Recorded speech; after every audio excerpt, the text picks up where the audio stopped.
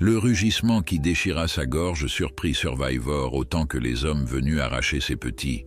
Jamais auparavant, le lynx qui se croyait chien n'avait senti avec une telle violence la collision de ces deux natures. Avant de continuer, n'oublie pas de t'abonner à la chaîne, de liker la vidéo et de commenter depuis quelle partie du monde tu nous regardes. Allons-y.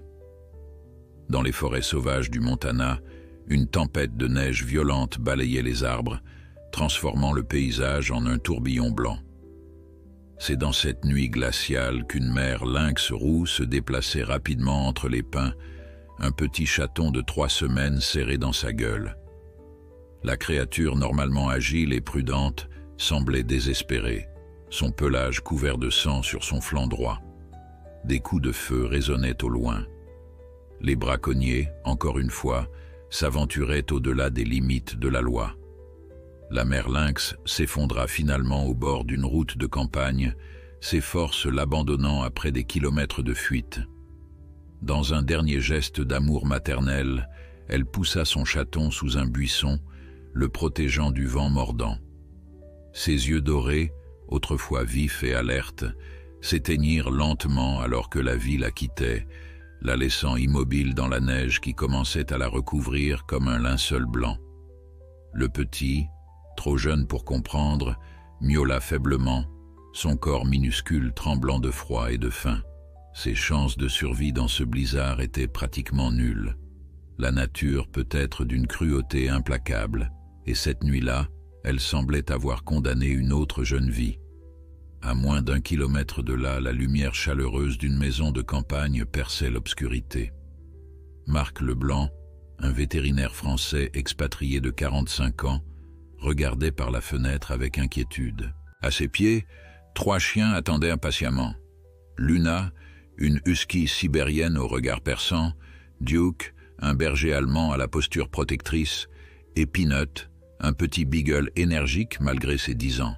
« Ça empire », murmura Marc en français, une habitude qu'il n'avait jamais perdue malgré ses 15 années passées aux États-Unis. On ne devrait pas sortir par ce temps. Comme si elle comprenait parfaitement ses paroles, Luna émit un gémissement insistant, se dirigeant vers la porte et revenant vers son maître. Ce comportement inhabituel intrigua Marc. « Qu'est-ce qu'il y a, ma belle ?» demanda-t-il en s'accroupissant pour caresser la tête de Luna. La chienne répéta son manège, plus agitée cette fois. « Tu veux sortir? Maintenant ?» Marc secoua la tête, perplexe. Luna n'était pas du genre à demander à sortir sans raison, surtout dans de telles conditions. Cédant finalement à l'insistance de son chien, Marc enfila son épais manteau, ses bottes et prit une lampe torche puissante. « 5 minutes, pas plus », dit-il fermement en ouvrant la porte. À sa grande surprise, les 3 chiens se précipitèrent immédiatement dans la tempête, Luna en tête, suivie de près par Duke et Peanut. Marc les suivit tant bien que mal, luttant contre le vent qui lui fouettait le visage. « Luna, Duke, revenez !» cria-t-il, sa voix presque engloutie par le hurlement de la tempête. Mais les chiens semblaient avoir un objectif précis, courant le long de la route avec détermination. Après quelques centaines de mètres, Marc aperçut Luna s'arrêter brusquement et commencer à gratter dans la neige près d'un buisson. Duke et Peanut l'avaient rejointe, et tous 3 semblaient étrangement concentrés sur quelque chose. Lorsque Marc arriva enfin à leur niveau, le faisceau de sa lampe révéla d'abord une tache de sang sur la neige, puis le corps sans vie d'un lynx roux adulte presque entièrement recouvert par la neige fraîche. Son cœur se serra à cette vue, mais un miaulement faible attira son attention. Luna poussait doucement du museau un minuscule chaton de lynx roux, à peine plus grand qu'une main humaine. La créature était si jeune que ses yeux n'étaient pas encore complètement ouverts, son pelage tacheté encore duveteux. « Mon Dieu !» souffla Marc, comprenant immédiatement la situation. Sans hésiter, il retira son écharpe et y enveloppa délicatement le chaton. « Comment avez-vous su ?» murmura-t-il à ses chiens, notamment à Luna qui ne quittait pas le petit lynx des yeux. Le retour à la maison fut difficile, mais Marc protégea le chaton contre sa poitrine, lui transmettant sa chaleur corporelle. Une fois à l'intérieur, il déposa doucement le petit rescapé sur une serviette chaude près du feu. Grâce à sa formation de vétérinaire, Marc savait exactement quoi faire. Il prépara rapidement un substitut de lait adapté aux félins sauvages qu'il gardait toujours pour les urgences. Pendant qu'il s'affairait, Luna s'était allongée près du chaton, le léchant doucement pour le réchauffer, un comportement maternel qui surprit Marc. Duke et Peanut, quant à eux, montaient à la garde à proximité, comme si cette minuscule créature faisait déjà partie de leur meute. « Je dois appeler le centre de conservation », dit Marc en prenant son téléphone. Mais les lignes étaient coupées à cause de la tempête. « Demain », décida-t-il, sachant que la survie du petit lynx dépendait des prochaines heures. Avec une extrême délicatesse, Marc nourrit le chaton à l'aide d'une petite seringue sans aiguille. Le petit être but avidement, s'accrochant à la vie avec une détermination touchante. « Tu es un battant », murmura Marc en français. « On va t'appeler Survivor ». Cette nuit-là, Marc ne dormit pratiquement pas, se relevant toutes les 2 heures pour nourrir le chaton. À sa grande surprise, Luna resta constamment aux côtés du petit lynx, le réchauffant de son corps et le léchant comme elle l'aurait fait avec ses propres chiots. Duke et Peanut prenaient des tours de garde, l'un dormant pendant que l'autre veillait, dans une coordination presque militaire. Au matin, la tempête s'était calmée, laissant place à un paysage immaculé. Le petit Survivor avait survécu à sa première nuit, un miracle en soi. Marc tenta d'appeler le centre de conservation de la faune sauvage, mais les lignes étaient toujours coupées et les routes impraticables. « On dirait que tu vas rester avec nous quelques jours de plus », dit-il au chaton qui tétait maintenant avec plus de vigueur. Les jours se transformèrent en semaines. Quand Marc put enfin contacter le centre de conservation, la directrice, Sarah Johnson, vint évaluer la situation. Ce qu'elle découvrit la laissa perplexe. « En temps normal, nous prendrions immédiatement en charge un animal sauvage comme celui-ci, » expliqua-t-elle en observant le chaton, maintenant âgé d'environ 6 semaines. « Mais je n'ai jamais vu une telle intégration avec des chiens. » En effet, Survivor était devenu inséparable de Luna qu'il avait adopté comme son propre petit. Le chaton suivait la husky partout, imitant ses comportements, dormant blotti contre elle et jouant avec Duke et Peanut comme s'il était lui-même un chiot. « Le problème, continua Sarah, c'est qu'il est à un âge critique pour son développement comportemental. Si nous l'enlevons maintenant de cet environnement, cela pourrait le traumatiser profondément. » Marc hocha la tête, comprenant les implications. « Et si je devenais son gardien officiel, sous la supervision du centre? J'ai l'espace nécessaire ici, et avec mon expérience en tant que vétérinaire. » Sarah réfléchit un moment. Ce serait très inhabituel, mais vu les circonstances... Elle observa comment Luna guidait délicatement Survivor pour lui apprendre à monter les escaliers, une scène à la fois comique et attendrissante. « Je vais en parler avec le conseil d'administration. En attendant, vous devrez documenter son développement quotidiennement. » Ainsi commença l'histoire extraordinaire de Survivor, le lynx roux qui croyait être un chien.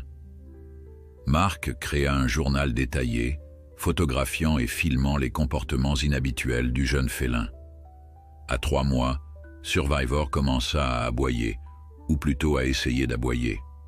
Le son qui sortait de sa gorge était un mélange étrange entre un miaulement rauque et un jappement, ce qui faisait toujours rire Marc.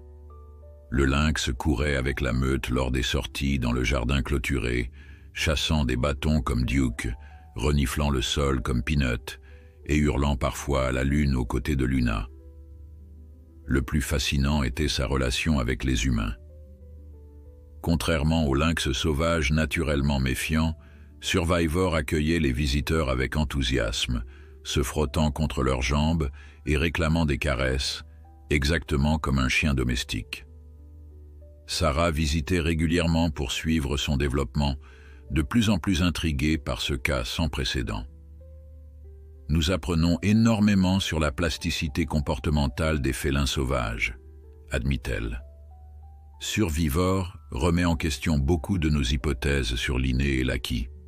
À 6 mois, Survivor avait atteint la taille d'un lynx roux adolescent, son pelage tacheté devenant plus prononcé, ses oreilles pointues, ornées des caractéristiques touffes noires. Physiquement, il était incontestablement un lynx roux, mais dans sa tête, il était un chien. Il attendait patiemment que Mark lui mette son harnais pour les promenades, marchait en laisse aussi sagement que Duke, s'asseyait sur commande, donnait la patte et rapportait même des objets. Le soir, il réclamait sa place sur le canapé, se blottissant contre Luna pendant que Mark lisait ou regardait la télévision. Un jour, alors que Mark travaillait dans son bureau à domicile, il entendit un bruit de verre brisé. En se précipitant dans la cuisine, il trouva Survivor assis innocemment à côté d'un pot de confiture renversé, le museau couvert de fraises. À côté de lui, Peanut arborait la même décoration sucrée. « Les complices », soupira Mark, incapable de se mettre en colère face à ce tableau comique. Comme pour confirmer leur alliance, Survivor et Peanut se léchèrent mutuellement le museau pour effacer les preuves de leurs méfaits. Ces moments de vie quotidienne, à la fois ordinaires et extraordinaires, Mark les documentait tous, créant sans le savoir une archive précieuse sur un phénomène rarement observé. L'adaptation complète d'un prédateur sauvage à une famille multi-espèces. Le premier véritable test pour Survivor vint lorsqu'il atteignit 8 mois. Un matin, alors que Mark prenait son café sur la terrasse, surveillant ses animaux qui jouaient dans le jardin, un cerf traversa la propriété, attirant immédiatement l'attention du jeune lynx. Mark retint son souffle, se demandant si l'instinct de chasse allait finalement se manifester. Survivor s'immobilisa, tous ses muscles tendus, ses yeux fixés sur le cervidé. C'était la posture classique d'un prédateur sauvage prêt à bondir. Mais ce qui se passa ensuite laissa Mark bouche bée. Au lieu de se lancer à la poursuite du cerf, Survivor se tourna vers Luna, comme pour demander conseil. La husky resta calme, habituée à la présence des cerfs qu'elle ne chassait jamais. Prenant exemple sur elle, Survivor se détendit et reprit son jeu avec Peanut, ignorant complètement le cerf qui s'éloignait tranquillement. « Il a choisi la meute plutôt que l'instinct », murmura Mark, fasciné par cette décision qui semblait consciente. Ce soir-là, en envoyant ses observations à Sarah, il ajouta une note personnelle. « Je commence à croire que Survivor ne se contente pas d'imiter des comportements canins. Il s'identifie véritablement comme membre de cette famille de chiens. La question est, est-ce temporaire ou permanent? Et quelles en seront les conséquences lorsqu'il atteindra sa pleine maturité? » La réponse de Sarah arriva le lendemain. « Ce que vous décrivez est sans précédent dans la littérature scientifique. Nous sommes en territoire inconnu, Mark. Continuez à observer et à documenter. Si vous êtes d'accord, j'aimerais amener un spécialiste en comportement animal la semaine prochaine. » Mark accepta, tout en se demandant ce que l'avenir réservait à cet étrange membre de sa famille, ni tout à fait lynx, ni tout à fait chien, mais indéniablement unique. La semaine suivante, comme promis, Sarah arriva accompagnée du docteur Richard Torres, un éminent spécialiste en comportement animal de l'Université du Montana. Petit et vif, avec des lunettes rondes et une barbe poivre et sel soigneusement taillée, le docteur Torres avait consacré sa carrière à l'étude des prédateurs sauvages. « Je dois avouer que j'étais sceptique quand Sarah m'a parlé de votre cas, » admit-il en serrant la main de Mark. « Un lynx roux qui se comporte comme un chien, ça semblait exagéré. » Mark sourit. « Attendez de le rencontrer avant de juger. » Ils trouvèrent Survivor dans le jardin, jouant à ce qui ressemblait étrangement à un jeu de tir à la corde avec Duke. Le jeune lynx, maintenant âgé de 9 mois, tirait vigoureusement sur une extrémité d'une corde tressée, ses pattes arrière fermement plantées dans le sol, tandis que le berger allemand tenait l'autre bout, secouant la tête avec enthousiasme. Le docteur Torres s'immobilisa, bouche bée. « Incroyable », murmura-t-il, « absolument incroyable ». À cet instant, Survivor remarqua les visiteurs. Il lâcha immédiatement la corde et s'approcha, trottant joyeusement vers Mark, comme l'aurait fait n'importe quel chien domestique. Il se frotta contre ses jambes, émettant un son qui ressemblait étonnamment à un ronronnement mêlé d'un petit jappement. « Bonjour mon grand », dit Mark en se penchant pour lui gratter derrière les oreilles, ce que Survivor accueillit en fermant les yeux de plaisir. Le docteur Torres s'accroupit lentement, observant l'animal avec une fascination non dissimulée. « Puis-je » demanda-t-il, tendant prudemment la main. « Bien sûr », répondit Mark. « Il adore rencontrer de nouvelles personnes. Survivor, dis bonjour. » Comme s'il comprenait parfaitement cette instruction, le lynx s'approcha du docteur Torres, le reniflant avec curiosité avant de frotter sa tête contre sa main en signe d'approbation. « C'est révolutionnaire », balbutia le spécialiste. Sa posture, ses expressions faciales, ses vocalisations, il imite parfaitement les comportements canins tout en conservant certaines caractéristiques félines. Il observa comment Survivor retournait périodiquement vers Luna, comme pour se rassurer de sa présence. Et ce lien avec la husky est particulièrement fascinant. Pendant les 3 jours suivants, le docteur Torres documenta méticuleusement chaque aspect du comportement de Survivor. Il filma ses interactions avec chacun des chiens, notant comment le lynx avait adopté des comportements spécifiques de chacun d'eux, la loyauté protectrice de Duke, la curiosité enjouée de Peanut et l'intelligence calme de Luna. « Ce qui me surprend le plus, » expliqua-t-il lors de leur dernière soirée assis dans le salon de Mark avec un verre de whisky, « c'est sa capacité à communiquer. Il a développé un véritable langage hybride, mélangeant des vocalisations félines et canines pour se faire comprendre. » Sarah, qui prenait des notes, acquiesça. « J'ai remarqué qu'il utilise différents sons selon qu'il s'adresse aux chiens ou aux humains. »« Exactement », s'exclama le docteur Torres. « Il a intuitivement compris que nous ne percevons pas les signaux de la même façon que ses compagnons canins. C'est une forme d'intelligence sociale remarquable. » Mark, qui écoutait attentivement, jeta un regard à Survivor, confortablement installé sur le canapé entre Luna et Peanut. Qu'est-ce que cela signifie pour son avenir? Est-ce qu'il pourra un jour être relâché dans la nature? Un silence pesant s'installa dans la pièce. Le docteur Torres reposa son verre et retira ses lunettes pour les nettoyer, un geste qui trahissait son inconfort. « Pour être parfaitement honnête, Mark, je ne pense pas que ce soit possible, » dit-il finalement. Survivor n'a développé aucun des comportements nécessaires à la survie d'un lynx sauvage. Il ne sait pas chasser, il n'a pas peur des humains, et il s'identifie clairement comme membre d'une meute de chiens. Sarah intervint, sa voix douce mais ferme. De plus, il y a la question de la réglementation.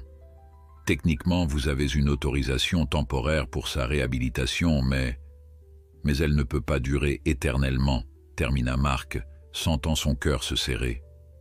Qu'arrivera-t-il s'il ne peut ni être relâché ni rester ici? Le docteur Torres et Sarah échangèrent un regard avant que cette dernière ne réponde. Habituellement, un animal comme lui serait placé dans un sanctuaire ou un zoo. Des environnements où il serait bien traité, mais où il serait séparé de sa famille, acheva Mark, regardant avec émotion les 4 animaux blottis ensemble sur le canapé. Cette nuit-là, après le départ de ses invités, Mark resta longtemps éveillé, réfléchissant à l'avenir de Survivor. L'idée de le voir enfermé dans un enclos, loin de Luna, Duke et Peanut, lui était insupportable. Mais il connaissait aussi les lois strictes concernant la détention d'animaux sauvages. Le lendemain matin, il prit une décision. Il appellerait ses contacts au sein du département de la conservation, utiliserait son statut de vétérinaire respecté, ferait tout ce qui était en son pouvoir pour obtenir une autorisation spéciale. Survivor n'était plus un lynx ordinaire, il était quelque chose de nouveau, d'unique, qui méritait une considération spéciale. Mais la vie avait d'autres plans. Quelques jours plus tard, Alors que Marc travaillait dans son bureau, un bruit de verre brisé suivi d'un cri aigu le fit bondir de sa chaise. En arrivant dans la cuisine, il découvrit Survivor face à un inconnu, un homme trapu portant une casquette de baseball qui tenait un couteau à la main. Une fenêtre brisée expliquait sa présence. Le lynx se tenait entre l'intrus et Peanut, son corps tendu, le poil hérissé, émettant un grondement qui n'avait plus rien de canin. Pour la première fois, Marc voyait pleinement le prédateur sauvage qui sommeillait en Survivor. « Ne bouge pas », ordonna Marc à l'homme qui semblait paralysé par la peur. « Il ne t'attaquera pas si tu restes immobile. » L'intrus, visiblement un cambrioleur pris au dépourvu, balbutia. « C'est quoi ce truc? Un putain de puma ?»« Un lynx roux », corrigea calmement Marc tout en s'approchant lentement. « Et il protège sa maison et sa famille. » Comme pour confirmer ses paroles, Luna et Duke apparurent à leur tour, encadrant Survivor dans une formation défensive parfaitement coordonnée. Le message était clair, cet homme n'était pas le bienvenu. La police arriva quelques minutes plus tard, répondant à l'appel d'urgence qu'avait passé Marc dès qu'il avait maîtrisé la situation. Les officiers furent stupéfaits de découvrir la scène. 3 chiens et un lynx roux montant la garde autour d'un cambrioleur assis sur une chaise, l'air complètement décontenancé. « Je n'aurais jamais cru voir ça un jour », commenta l'un des policiers en menottant le suspect. « Un lynx roux qui fait le chien de garde. » L'incident fit sensation dans la petite communauté. Le journal local publia un article intitulé « Le lynx héros ».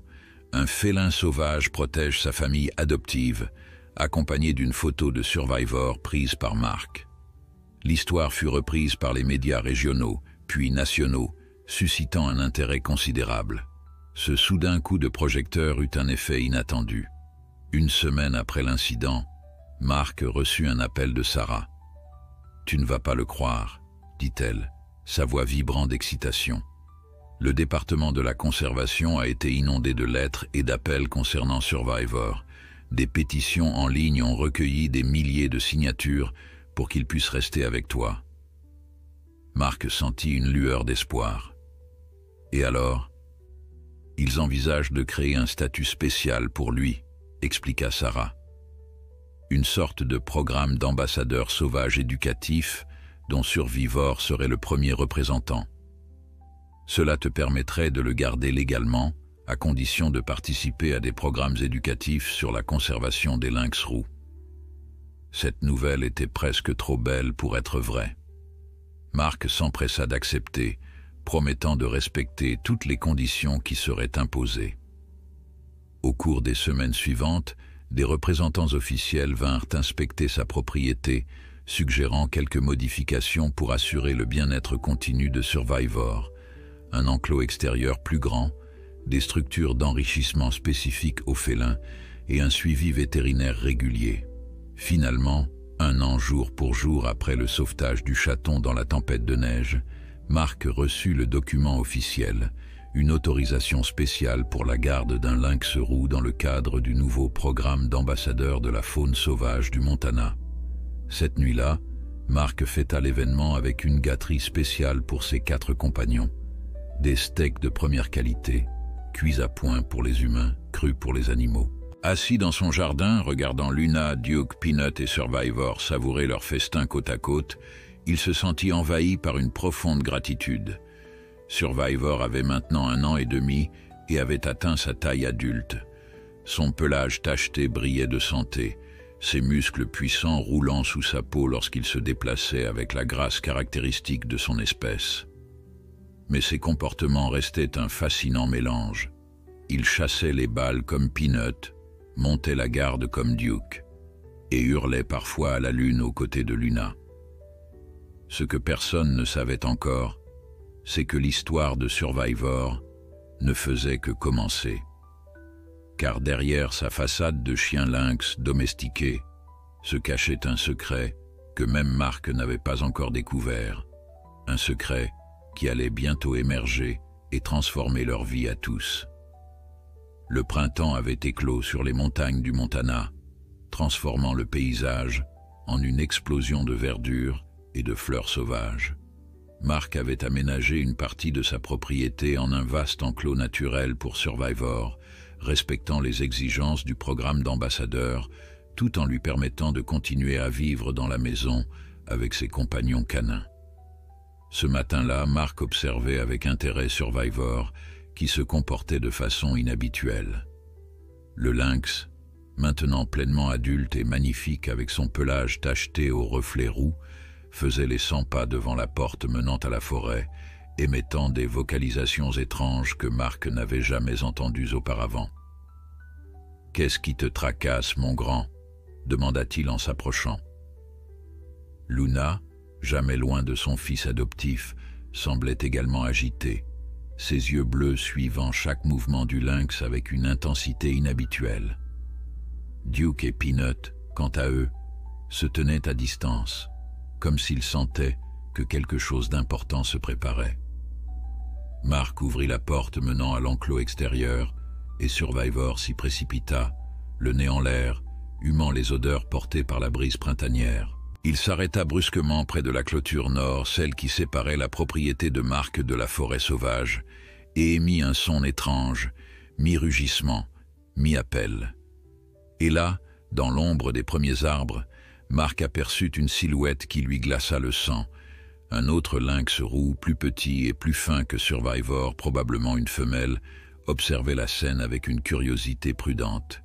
« C'est pas vrai », murmura Mark, figé sur place. Luna se plaça à côté de Survivor, sans montrer d'hostilité envers la visiteuse, mais clairement protectrice. Les deux lynx se regardaient fixement, immobiles, communiquant d'une manière que Mark ne pouvait comprendre. Puis, aussi soudainement qu'elle était apparue, la femelle lynx disparut dans les sous-bois, laissant Survivor agité et confus. Il passa le reste de la journée à faire des allers-retours le long de la clôture, poussant parfois ce même appel étrange, comme s'il espérait que la visiteuse reviendrait. « Je pense que nous venons de découvrir ton secret », dit doucement Mark, en caressant la tête de Survivor ce soir-là.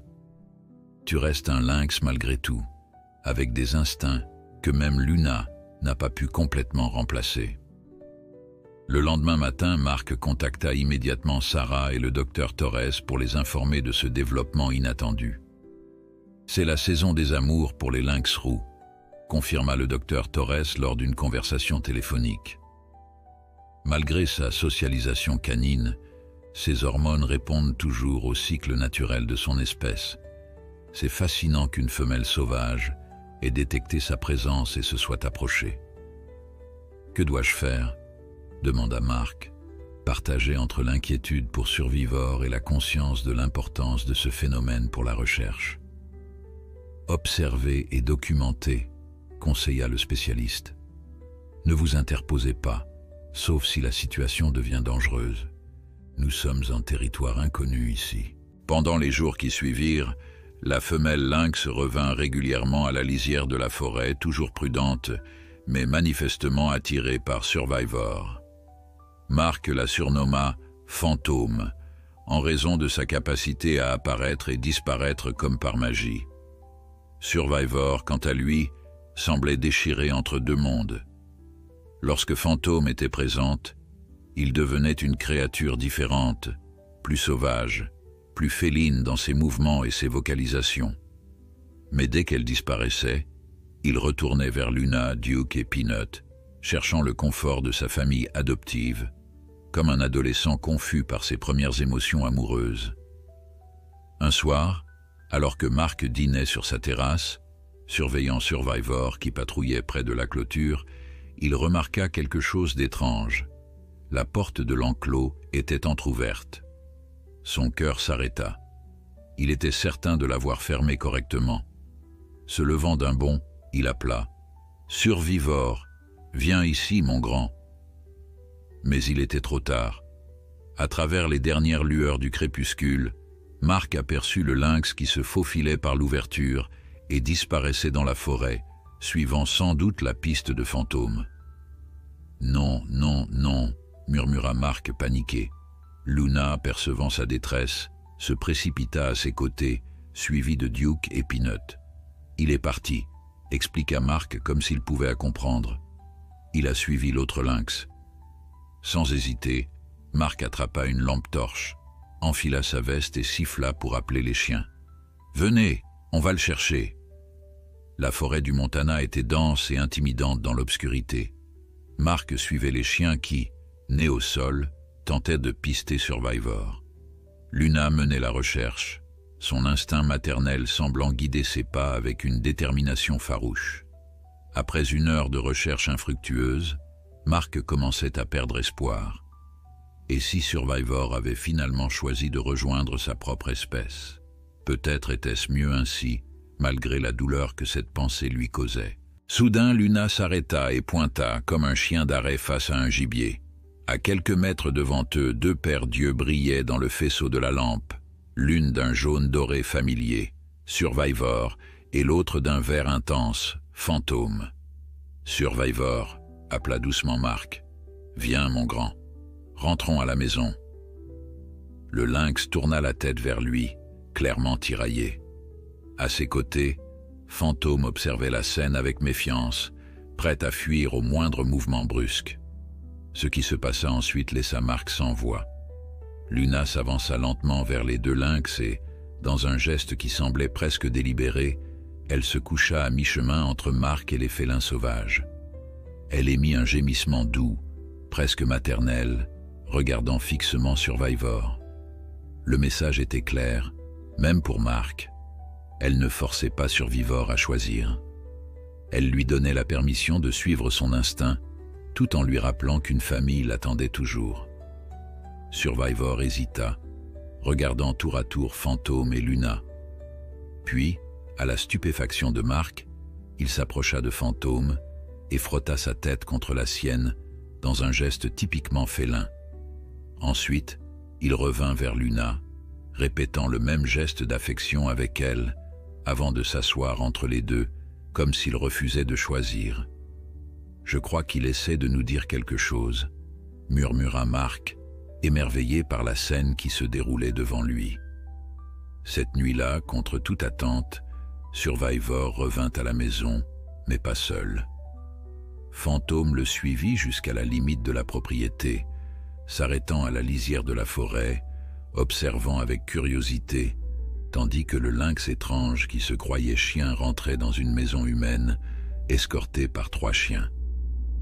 Dans les jours qui suivirent, un rituel étrange s'établit. Chaque soir, Survivor sortait rejoindre Fantôme pour quelques heures, explorant la forêt, chassant parfois, une compétence que Marc ne lui connaissait pas, puis revenait à l'aube, se blottissant contre Luna, comme pour lui raconter ses aventures nocturnes. Marc documenta méticuleusement ce comportement extraordinaire, envoyant des rapports détaillés à Sarah et au docteur Torres. Ce dernier était particulièrement fasciné par cette adaptation inattendue. « C'est sans précédent », expliqua-t-il lors d'une visite. Survivor a créé son propre modèle social hybride. Il maintient son lien avec sa famille adoptive, tout en explorant sa nature sauvage. C'est comme s'il refusait de se laisser enfermer dans une identité unique. Sarah, observant Survivor qui somnolait paisiblement entre Luna et Duke après une nuit passée avec Fantôme, secoua la tête avec émerveillement. Il nous prouve que les limites que nous imposons entre domestiques et sauvages sont peut-être plus fluides que nous ne le pensions. Un matin, alors que Marc prenait son café sur la terrasse, Survivor revint de sa sortie nocturne avec une expression que Marc ne lui avait jamais vue auparavant, un mélange de fierté et d'anxiété, et il n'était pas seul. Fantôme le suivait, à distance prudente mais visible, et derrière elle, « Mon Dieu !» souffla Marc en se levant lentement pour ne pas les effrayer. 2 minuscules chatons de lynx roux, âgés de quelques semaines à peine, titubaient maladroitement dans les pas de leur mère. Leur pelage duveteux, déjà marqué de taches caractéristiques, et leurs petites oreilles pointues, ne laissait aucun doute. Survivor était devenu père. « Luna !» appela doucement Marc. « Viens voir qui Survivor nous amène. » La husky apparut sur la terrasse et s'immobilisa, ses yeux bleus fixés sur la scène incroyable. Elle descendit lentement les marches, s'approchant avec une délicatesse surprenante pour un chien de sa taille. Fantôme se tendit, protectrice, mais Survivor s'interposa, émettant un son rassurant que Mark interpréta comme une présentation. « Voici ma mère adoptive. Elle ne vous fera pas de mal. » Luna s'arrêta à quelques mètres, s'allongeant dans l'herbe dans une posture non menaçante. L'un des chatons, plus aventureux que l'autre, fit quelques pas hésitants vers elle, poussé par une curiosité typiquement juvénile. Mark retint son souffle, émerveillé par l'extraordinaire rencontre entre ces deux mondes. La grand-mère Husky et ses petits-enfants Lynx se regardaient avec une curiosité mutuelle, tandis que Survivor et Fantôme observaient attentivement, prêts à intervenir au moindre signe de danger. Mais il n'y eut aucun danger, seulement la naissance d'une nouvelle forme de famille, transcendant les barrières des espèces et des instincts, une famille que Mark n'aurait jamais imaginé possible cette nuit d'hiver où il avait sauvé un chaton orphelin dans la neige. Ce qu'il ne savait pas encore, c'est que cette famille extraordinaire allait bientôt être confrontée à un défi qui mettrait à l'épreuve tous les liens qu'ils avaient tissés, un défi qui viendrait non pas de la forêt sauvage, mais du monde des hommes. La nouvelle de la famille hybride de Survivor se répandit comme une traînée de poudre dans la communauté scientifique. Sarah et le docteur Torres publièrent un article préliminaire dans une revue spécialisée décrivant ce qu'ils appelaient un phénomène sans précédent d'intégration sociale interspécifique. Des chercheurs du monde entier commencèrent à s'intéresser au cas unique de ce lynx qui naviguait entre deux mondes. Avec l'autorisation de Mark, une équipe de documentaristes de National Geographic vint installer des caméras discrètes autour de la propriété pour capturer les interactions entre Survivor, sa famille canine et sa nouvelle famille sauvage. Le responsable du projet, Philippe Cousteau, petit-fils du célèbre explorateur, expliqua à Mark l'importance de documenter cette situation extraordinaire. Ce que nous observons ici pourrait révolutionner notre compréhension de la plasticité comportementale chez les félins sauvages, dit-il avec enthousiasme. C'est une opportunité unique d'observer comment les frontières entre sauvages et domestiques peuvent se brouiller. Les chatons, que Mark avait nommés Echo et Shadow, grandissaient rapidement. À 6 semaines, ils commençaient à s'aventurer plus loin de leur mère, leur curiosité naturelle les poussant à explorer. Fantôme restait méfiante envers les humains, mais avait établi une trêve prudente avec Luna, permettant à la Husky d'approcher ses petits sous sa surveillance attentive. Ce qui fascinait particulièrement les chercheurs, c'était la façon dont les chatons développaient un comportement mixte. Ils apprenaient de leur mère les techniques de chasse et de camouflage propres aux lynx, mais imitaient aussi certains comportements canins observés chez Survivor et ses compagnons adoptifs. Ils répondaient au sifflement de Mark, jouaient à rapporter des objets et semblaient comprendre certains commandements de base. Ils créent leur propre culture, expliqua le docteur Torres lors d'une visioconférence avec d'autres spécialistes. Ni totalement sauvage, ni totalement domestique, mais quelque chose de nouveau, façonné par les circonstances uniques de leur naissance. Mark savourait ces moments précieux, documentant méticuleusement chaque étape du développement des chatons dans son journal. Un matin, il fut particulièrement ému en observant une scène touchante. Peanut, le vieux Beagle, était allongé au soleil sur la terrasse quand Echo, le plus curieux des deux chatons, s'approcha timidement de lui. Le Beagle, patient et doux malgré son âge, resta parfaitement immobile tandis que le petit lynx reniflait son museau, puis se blottissait contre son flanc pour faire une sieste. Survivor et Fantôme observaient la scène à distance, comme des parents surveillant leur enfant lors d'un premier jour d'école. Mais cette harmonie fragile allait bientôt être menacée. Un matin, Mark reçut un appel de Sarah qui semblait profondément préoccupée. « Mark, je viens d'apprendre quelque chose qui pourrait nous poser problème, dit-elle sans préambule. William Hartley a entendu parler de Survivor et de sa famille. Mark sentit un frisson désagréable parcourir son échine. William Hartley était le directeur d'un célèbre parc zoologique privé en Californie, connu pour sa collection impressionnante de félins rares et ses méthodes controversées d'acquisition d'animaux. « Comment est-il au courant ?» demanda Mark, serrant instinctivement le téléphone. « L'article scientifique, probablement, ou peut-être le documentaire en préparation. Toujours est-il qu'il a contacté le département de la conservation ce matin, remettant en question la légalité de notre arrangement et suggérant que des lynx hybrides représentent une menace pour la pureté génétique de l'espèce. « C'est ridicule !» s'exclama Mark. « Les chatons ne sont pas hybrides génétiquement, ils sont 100% lynx roux. C'est uniquement leur comportement qui est influencé par leur environnement. »« Je sais, » soupira Sarah, « mais Hartley a des contacts haut placés et beaucoup d'influence. Il prétend que les chatons devraient être placés dans une installation contrôlée pour éviter tout risque écologique. Et il se propose généreusement pour les accueillir, je suppose, demanda Mark avec amertume. Exactement. Après avoir raccroché, Mark sortit sur la terrasse, l'esprit agité. Survivor était allongé dans l'herbe, observant ses petits qui jouaient à se poursuivre sous l'œil vigilant de fantômes.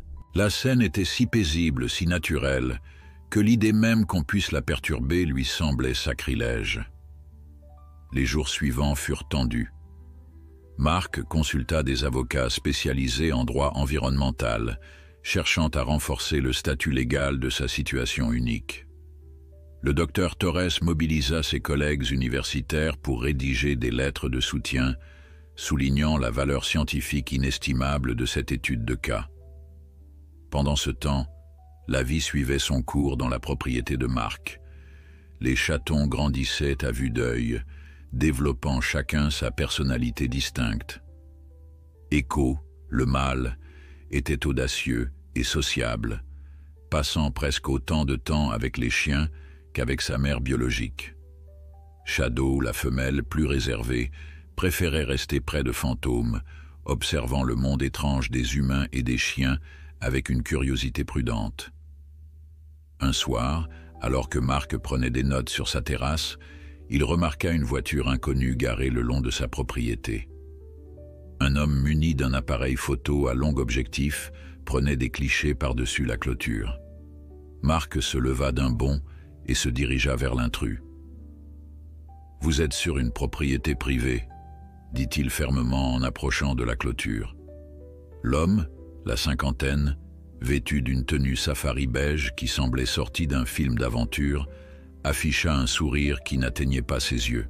« Docteur Leblanc, je présume. »« William Hartley », se présenta-t-il en tendant une main que Mark ignora délibérément. « J'étais simplement curieux de voir par moi-même ce fameux lynx chien dont tout le monde parle. »« Survivor n'est pas un hybride, » répondit Mark, glacial. C'est un lynx roux qui a été élevé dans un environnement particulier et qui bénéficie d'un statut légal d'ambassadeur de la faune sauvage. Hartley haussa les épaules avec désinvolture. Pour l'instant, peut-être. Mais ces chatons, ils représentent un cas différent, n'est-ce pas? Élevés entre deux mondes, potentiellement confus sur leur propre nature. Est-ce vraiment le meilleur environnement pour eux? Je vous suggère de partir, monsieur Hartley, dit Mark, contenant difficilement sa colère, avant que je n'appelle les autorités pour violation de propriété privée. Bien sûr, acquiesça Hartley en reculant vers sa voiture. Mais nous nous reverrons bientôt, docteur Leblanc. Le département de la conservation a accepté d'examiner mon rapport sur cette situation inhabituelle. Après le départ de Hartley, Mark resta longtemps immobile, fixant la route déserte. Un mouvement à ses côtés le fit sursauter. Survivor s'était approché silencieusement et se tenait près de lui, comme s'il avait senti son inquiétude. « On ne les laissera pas vous séparer », murmura Mark en caressant la tête du lynx. « Je te le promets. » Les jours suivants, Marc multiplia les appels et les réunions.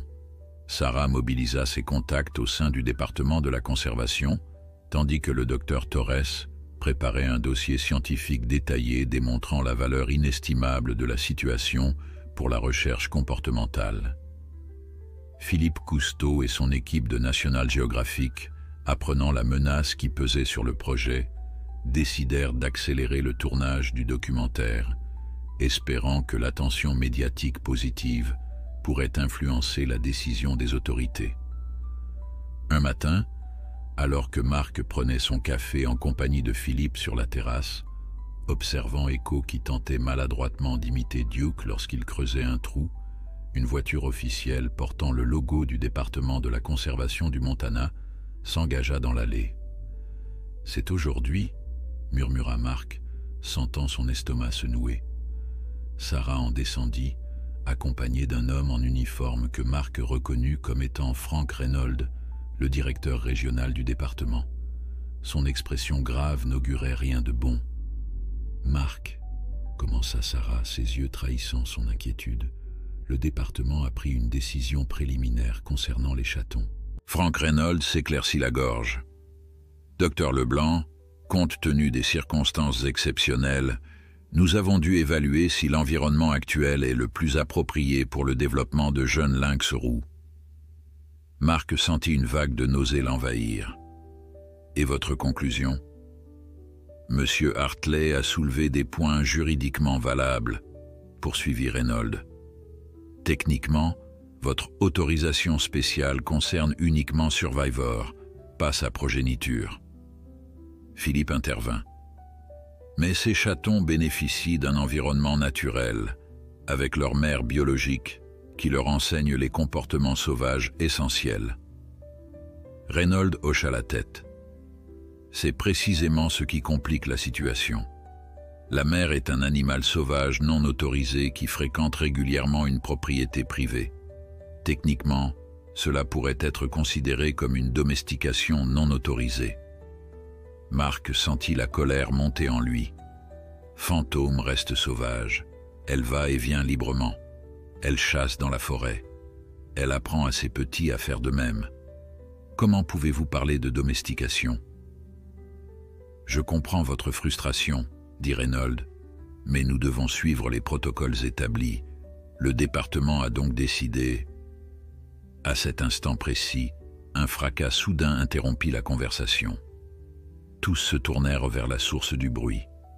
Luna aboyait frénétiquement, tandis que Survivor et Fantôme se tenaient côte à côte, le poil hérissé, fixant quelque chose au-delà de la clôture. Marc plissa les yeux pour mieux voir et sentit son sang se glacer. William Hartley et deux hommes en uniforme s'approchaient discrètement de l'endroit où les chatons jouaient, un grand filet à la main. « Qu'est-ce que c'est que ça ?» s'exclama Frank Reynolds en apercevant Hartley et ses hommes. « Je n'ai autorisé aucune intervention. » Avant même que quiconque puisse réagir, le chaos se déchaîna. Survivor bondit par-dessus la petite clôture qui délimitait la zone de jeu des chatons, suivie de près par Fantôme. Luna et Duke se précipitèrent également, aboyant furieusement. Même le vieux Peanut se joignit à la mêlée, ses instincts de chien de chasse reprenant le dessus malgré son âge. Marc et Philippe s'élancèrent à leur tour, tandis que Sarah et Reynolds restaient momentanément figés par la surprise. « Arrêtez immédiatement !» hurla Marc en direction de Hartley. « Vous êtes sur une propriété privée !» Mais Hartley et ses hommes étaient déjà en action.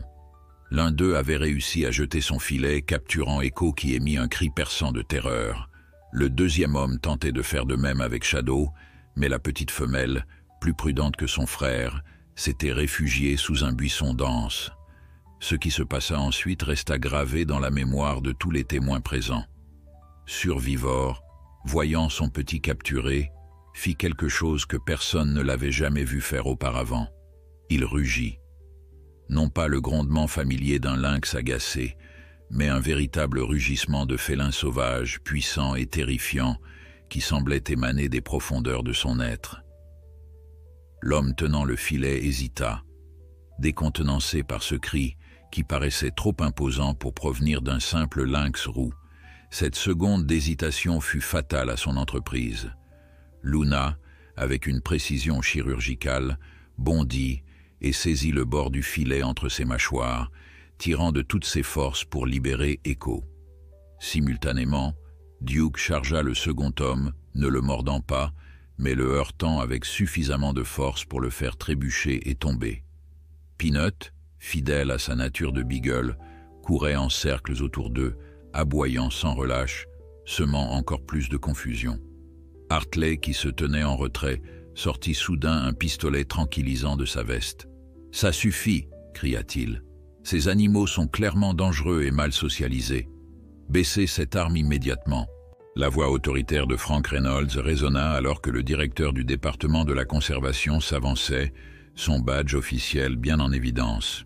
« William Hartley, vous n'avez aucune autorisation pour être ici ou pour capturer ces animaux. »« J'ai une autorisation signée par votre supérieur, » répliqua Hartley, sortant un document de sa poche, daté d'hier. Reynolds saisit le papier et le parcourut rapidement, son visage s'assombrissant. « Cette autorisation concerne une inspection, pas une capture. Vous avez délibérément mal interprété ce document. » Pendant cette confrontation, Mark était parvenu à rejoindre Echo et à le libérer du filet. Le chaton tremblant se précipita vers sa mère, Fantôme, qui le poussa immédiatement avec Shadow vers un coin plus sûr du jardin. Survivor se plaça devant eux, formant une barrière protectrice avec Luna et Duke à ses côtés, une famille improbable, unie face à la menace. Philippe avait discrètement activé la caméra de son téléphone, documentant toute la scène. « Ceci sera inclus dans notre documentaire, Monsieur Hartley, » dit-il calmement. « Je suis sûr que les spectateurs du monde entier seront fascinés par vos méthodes d'acquisition d'animaux. » Hartley baissa lentement son arme, comprenant que la situation lui échappait. Ces hommes, déjà intimidés par la réaction coordonnée des animaux, reculaient vers la sortie. « Ce n'est pas terminé, » marmonna Hartley, lançant un regard noir à Mark. « Ces animaux représentent un précédent dangereux. Ils ne peuvent pas rester ici. »« Ça, » intervint Sarah qui avait rejoint le groupe, « c'est au département de la conservation d'en décider. Et contrairement à vous, nous suivons les procédures légales appropriées. » Une fois Hartley et ses hommes partis, escortés jusqu'à la limite de la propriété par Reynolds lui-même, un silence tendu s'installa. Mark s'accroupit près de Survivor et sa famille, vérifiant qu'Echo n'était pas blessé. « Je suis désolé, » dit Reynolds en revenant. « Je n'avais aucune idée que Hartley planifiait quelque chose comme ça. Il a manifestement manipulé mon supérieur pour obtenir cette autorisation d'inspection. »« Qu'est-ce qui va se passer maintenant ?» demanda Mark, caressant doucement la tête de Survivor, qui tremblait encore légèrement, non de peur mais de la fureur contenue qu'il avait traversée. Reynolds soupira profondément. « Honnêtement, je n'en sais rien. Juridiquement, c'est un terrain inexploré. Mais ce que je viens de voir... » Il s'interrompit, observant la scène devant lui. Survivor et Fantôme lovaient autour de leurs petits, tandis que Luna, Duke et Peanut montaient en la garde autour d'eux. Ce n'est pas simplement un cas d'animal sauvage domestiqué, c'est quelque chose de bien plus complexe. C'est une famille, compléta Sarah doucement. Une famille qui transcende les frontières que nous avons créées entre sauvages et domestiques. Reynolds acquiesça lentement. « Laissez-moi quelques jours. Je vais plaider votre cause auprès du Conseil. Entre-temps, je vais émettre une ordonnance de protection temporaire interdisant à quiconque d'interférer avec cette situation jusqu'à ce qu'une décision officielle soit prise. » Cette nuit-là, après le départ de Reynolds et Sarah, Mark resta éveillé tard, assis sur sa terrasse, contemplant les étoiles. Survivor avait insisté pour que Fantôme et les chatons restent dans l'enclos protégé plutôt que de retourner dans la forêt. C'était la première fois que la mère lynx acceptait de passer la nuit entière si près de la maison, un signe de la confiance fragile qui s'était établie, mais aussi de sa perception du danger qui les menaçait. Philippe s'assit à côté de Mark, lui tendant une tasse de café. « Vous savez, dit-il pensif, j'ai filmé des animaux sur tous les continents, mais je n'ai jamais rien vu de comparable à ce qui se passe ici. » Marc hocha la tête. C'est allé bien au-delà de tout ce que j'aurais pu imaginer cette nuit où j'ai trouvé Survivor dans la neige. Ce rugissement, poursuivit Philippe, c'était impressionnant. Comme si quelque chose de profondément enfoui s'était réveillé en lui. L'instinct parental, murmura Marc, plus puissant que n'importe quelle socialisation ou conditionnement. Ils restèrent silencieux un moment, puis Philippe dit « J'ai envoyé les images de la tentative de capture à mon équipe. Ils veulent accélérer la production du documentaire, le diffuser dès que possible pour sensibiliser le public à ce cas unique. Vous pensez que ça aidera ? L'opinion publique peut être une force puissante, Marc. Quand les gens verront cette famille extraordinaire, quand ils comprendront ce qui est en jeu, je crois qu'ils seront de votre côté. » Les jours suivants furent tendus mais sans incident. Fantôme, habituellement méfiante, semblait avoir compris que la maison de Marc représentait pour l'instant un sanctuaire plus sûr que la forêt où Hartley pourrait tenter à nouveau de capturer ses petits. Elle s'aventurait désormais plus près de la terrasse, observant avec une curiosité prudente les activités quotidiennes des humains et des chiens. Echo et Shadow, remis de leur frayeur, continuaient leur développement étonnant. À presque 3 mois maintenant, ils commençaient à montrer des aptitudes de chasse, encouragés par leur mère qui leur apportait parfois de petites proies pour qu'ils s'exercent. Mais ils continuaient également d'interagir avec les chiens, particulièrement avec Luna qu'ils semblaient considérer comme une seconde mère. Un matin, Marc fut réveillé par des aboiements inhabituellement excités.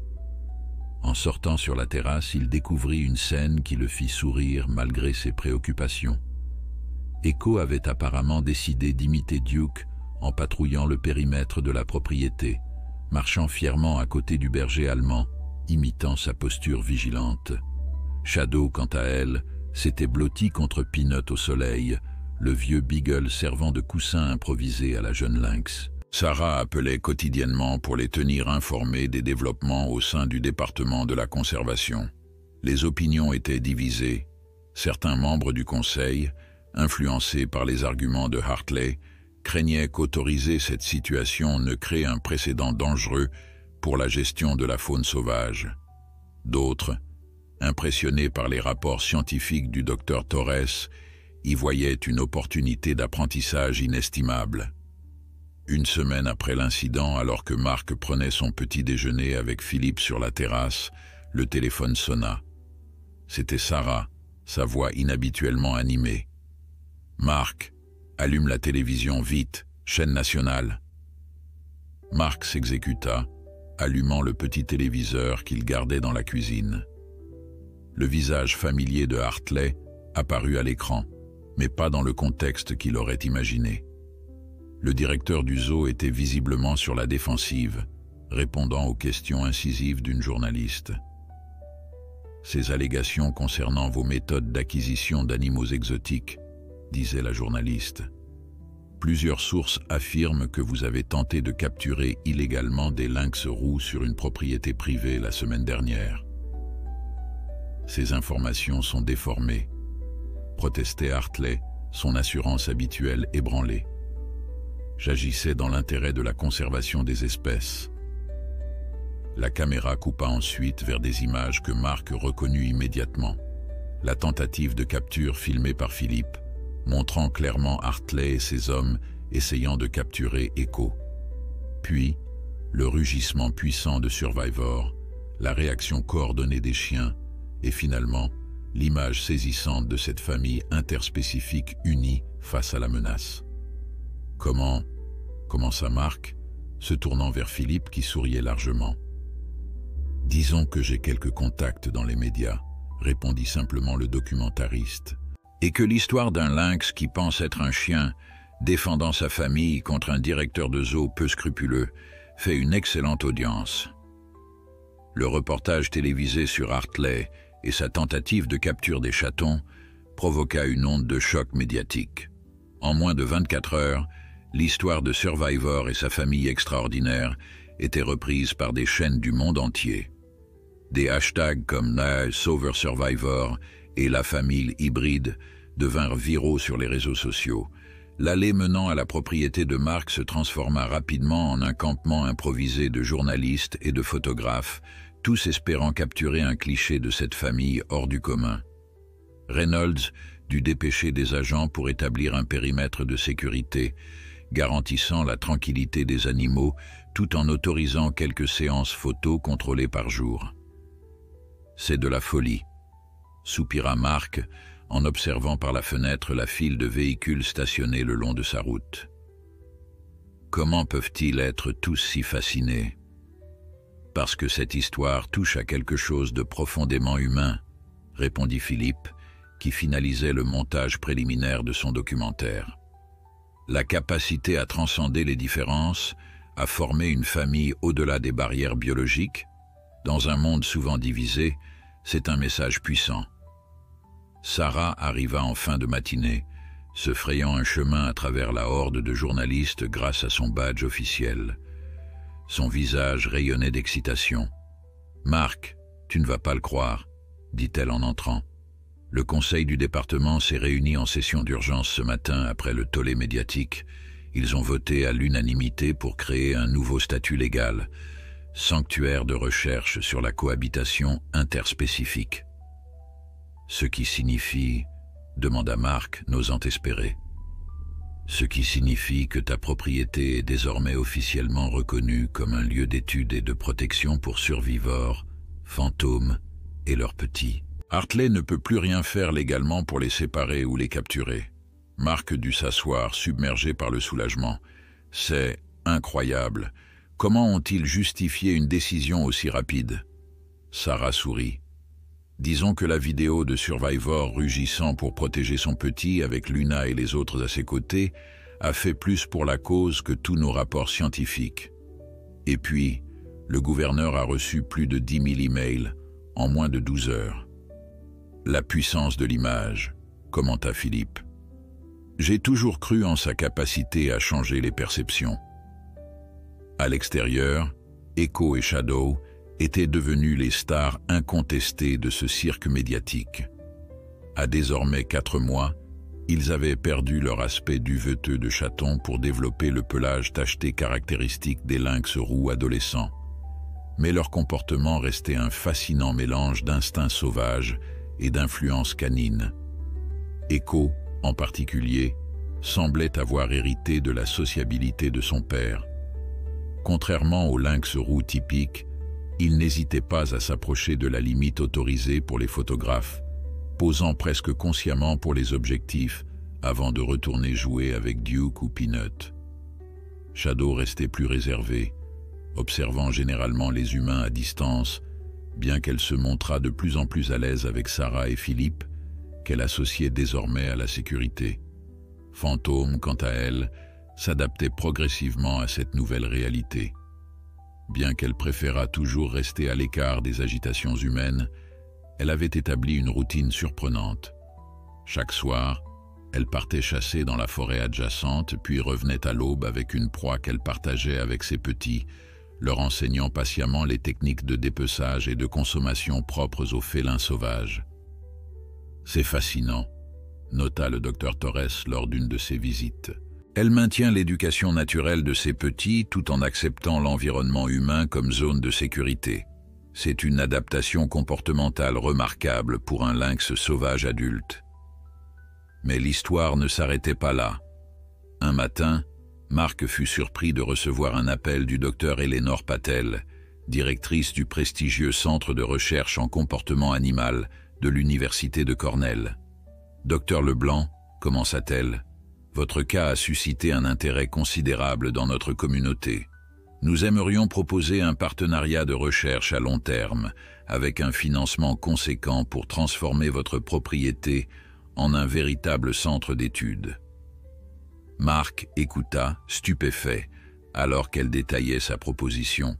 Des équipements de surveillance de pointe, des assistants de recherche qui travailleraient sous sa direction, et la possibilité d'étendre la propriété pour accueillir d'autres cas similaires si l'occasion se présentait. Nous pensons que ce que vous avez découvert accidentellement pourrait révolutionner notre compréhension de la plasticité comportementale chez les prédateurs sauvages, expliqua-t-elle. Cela pourrait avoir des implications majeures pour les programmes de conservation et de réintroduction d'espèces menacées. Après avoir raccroché, Mark resta silencieux un long moment, contemplant les implications de cette offre. Tout avait commencé par un simple acte de compassion dans une nuit de tempête, et voilà que cela pourrait transformer sa vie et sa carrière. Dehors, Echo s'était lancé dans un nouveau jeu qu'il avait apparemment inventé. Il grimpait agilement dans un arbre, une compétence innée de lynx, puis lançait une pomme de pin que Duke s'empressait de rapporter, une compétence typiquement canine. Shadow observait ce manège, avec ce qui ressemblait étrangement à un dédain félin, avant de se joindre finalement à la partie à sa manière, interceptant parfois la pomme de pin en plein vol avec une précision de chasseur. « Ils créent leur propre culture », murmura Mark pour lui-même, reprenant sans le savoir les mots exacts du docteur Torres. Ce soir-là, alors que l'agitation médiatique commençait enfin à s'apaiser, Mark organisa un petit dîner pour Sarah, Philippe et le docteur Torres. Ils s'installèrent sur la terrasse, profitant de la douce soirée d'été, tandis que la famille improbable se reposait paisiblement dans l'enclos adjacent. « J'ai reçu des nouvelles de Hartley », annonça Sarah en servant le vin. Son conseil d'administration a lancé une enquête interne sur ses méthodes d'acquisition après le scandale médiatique. Plusieurs anciens employés se sont manifestés avec des témoignages accablants. « La justice poétique », commenta Philippe en levant son verre. « Qu'allez-vous faire de l'offre de Cornell ?» demanda le docteur Torres à Mark. « C'est une opportunité extraordinaire. » Mark contempla sa famille animale avant de répondre. Survivor était allongé près de la clôture, veillant comme toujours sur ses petits qui dormaient blottis contre Fantôme. Luna s'était installée de l'autre côté de la clôture, aussi proche que possible de son fils adoptif, tandis que Duke et Peanut patrouillaient doucement le périmètre, fidèles à leur instinct protecteur. « Je vais l'accepter », dit finalement Mark, « mais à mes conditions. Ces animaux ne sont pas de simples sujets d'étude. Ils sont une famille.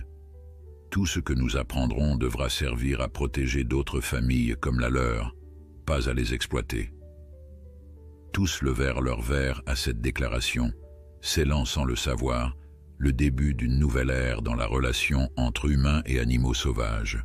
Les semaines suivantes furent consacrées à la préparation de la transformation de la propriété. Des plans furent élaborés pour agrandir les enclos naturels, installer des équipements d'observation discrets et construire un petit centre de recherche à l'écart de la maison principale. Mark insista pour que chaque modification respecte l'équilibre délicat qui s'était établi entre les différentes espèces. Echo et Shadow continuaient de grandir, développant des personnalités de plus en plus distinctes. Echo, sociable et aventureux, passait désormais presque autant de temps à explorer les comportements canins qu'à pratiquer ses compétences de lynx. Il avait même commencé à répondre à certains commandements de base, s'asseyant sur ordre et venant quand Mark l'appelait par son nom. Shadow, plus réservée mais non moins intelligente, préférait observer et apprendre de loin, perfectionnant ses techniques de chasse sous la tutelle attentive de sa mère, tout en maintenant un lien affectueux avec Luna qu'elle semblait considérer comme une sorte de tante respectée. Un matin d'automne, alors que les premières feuilles commençaient à dorer les arbres, Mark remarqua quelque chose d'étrange. Fantôme semblait agité, faisant des allers-retours entre ses petits et la lisière de la forêt. Son comportement rappelait celui de Survivor quelques mois plus tôt, lorsqu'il avait détecté la présence de fantômes pour la première fois. « Je me demande », murmura Mark, observant la scène avec attention.